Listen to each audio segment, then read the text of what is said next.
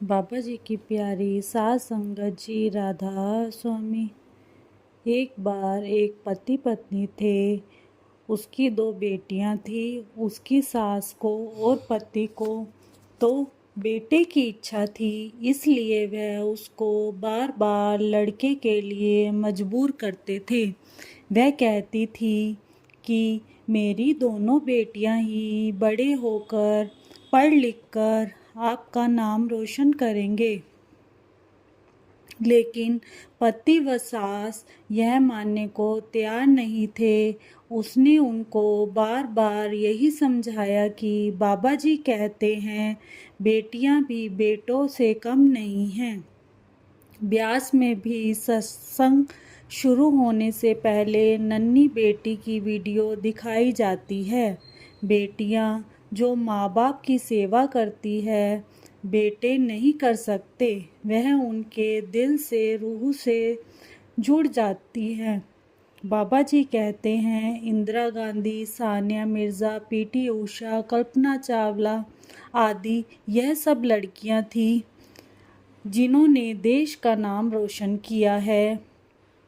लेकिन वह नहीं माने और उसे डॉक्टर के पास ले गए।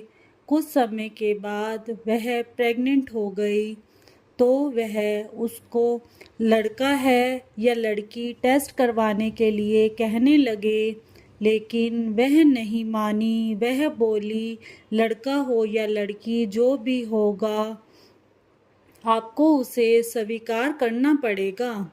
लेकिन उसके पति व सास मान नहीं रहे थे और उसको बार बार धमकियां दे रहे थे, अगर तुमने टेस्ट नहीं करवाया तो हम तुझे जान से मार देंगे। इसलिए वह औरत अपनी एक सहेली के घर रहने चली गई, क्योंकि अगर मैं यहाँ रहूँगी तो वह मेरा बच्चा गिरवा देंगे और मुझे भी मरवा देंगे। एक औरत बिना किसी करीबी रिश्ते के होते हुए भी हमेशा के लिए अपने पति का साथ देती है। अपने सारे रिश्ते पीछे छोड़कर उसके हर सुख दुख में सहभागी बन जाती है। लेकिन आदमी ऐसा नहीं करते।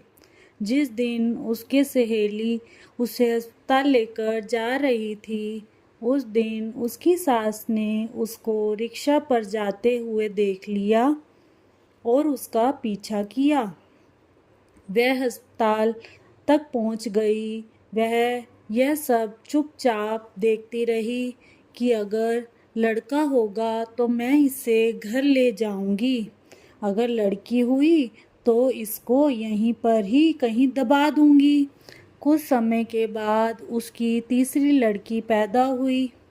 सास जो लड़के की उम्मीद में बैठी थी, उसने नर्स से पूछा कि क्या हुआ है, तो नर्स ने बताया कि लड़की हुई है। उसने उस नर्स को कुछ पैसे दिए और बच्ची को उठा लिया और नर्स को कहा कि उसको कह देना कि तुम्हारी मरी हुई बेटी पैदा हुई है। उसकी सास लड़की को लेकर कहीं दबाने के लिए जगह ढूंढने लगी। वह अस्पताल से थोड़ी दूर गई तो वहाँ कुछ मजदूर लगे हुए थे। उसने एक मजदूर को अपने पास बुलाया और बोली, यहाँ एक गड्ढा खोद दो, यह बच्ची मर गई है, मैंने इसे दबाना है। वह मजदूर नहीं था, सेवादार था। सेवादार ने कहा, यहाँ पर तो सत्संग घर बनने जा रहा है, आप यहाँ पर कहाँ पर बच्चे को दबाएंगे। वह बोली, तो मेरे को थोड़ी देर के लिए यह अपनी कस्सी दे दो, मैं अपने आप कर लूँगी। वह वहाँ से कस्सी लेकर गई और लड़की को थोड़ी दूरी में ही दबा दिया। मालिक तो सब जानते हैं। जैसे ही वह बच्ची को दबा कर गई तो तेज आंधी आ गई और बच्ची के ऊपर डाली हुई मिट्टी हवा से हट गई और बच्ची जोर जोर से रोने लगी। सेवादार उसकी आवाज़ सुनकर उसकी ओर गए तो देखा वह बच्ची तो जिंदा है उस सेवादार ने बताया कि अभी यहाँ पर एक बूढ़ी औरत आई थी जो इसको यहाँ पर दबा कर गई है। वह तो कह रही थी कि यह बच्ची मरी हुई है। सेवादार उस बच्ची को उठाकर लाए और वहाँ पर जो सेवादारनी सेवा कर रही थी उनको बच्ची पकड़ा दी। वह बच्ची बहुत खूबसूरत थी। उसके लाल लाल होठ, सुंदर सुंदर गाल, सब उसे देखकर कह रही थी कि वह कैसी औरत थी कि उसका इतना प्यारी सी बच्ची को मारने का मन किया। उनमें एक सेवादारनी थी जिसकी शादी को 10 साल हो गए थे। उसके पास कोई बच्चा नहीं था। वह दोनों पति पत्नी सेवा पर आए हुए थे, तो उन्होंने सबसे हाथ जोड़कर कहा कि आप यह बच्ची मुझे दे दो। मैं इसे अपनी बच्ची समझकर पालूंगी। मैं बाबा जी का प्रसाद समझकर इसकी सेवा करूंगी। शायद यह आज बाबा जी ने मेरे लिए ही इसको यहाँ पर भेजा है।